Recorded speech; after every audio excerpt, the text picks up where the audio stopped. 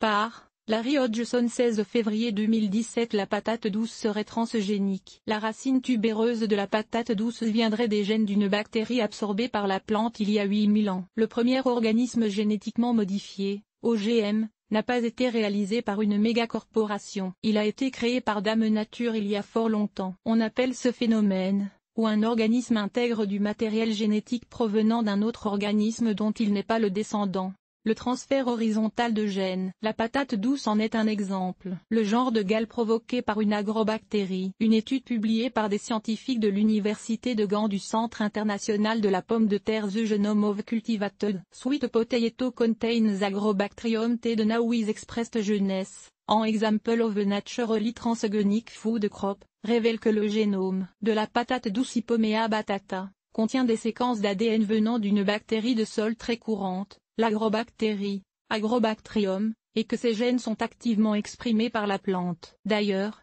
ce transfert est peut-être même à l'origine de la domestication de la patate douce. L'absorption des gènes du microbe, qui provoque des gales, tumeurs, chez les végétaux, aurait fait gonfler les racines de l'hypomée sauvage, croit le virologiste Jan Creuse, chercheur responsable de l'étude, convertissant les minces racines sans intérêt pour l'humain en racines tubéreuses comestibles. Des Amérindiens auraient découvert les plantes OGM il y a environ 8000 ans et auraient commencé à les cultiver, créant par sélection des variétés aux racines de plus en plus épaisses et sucrées et de moins en moins fibreuses, soit les patates douces qu'on connaît aujourd'hui. Les gens mangent un OGM depuis des milliers d'années sans le savoir, conclut Creuse.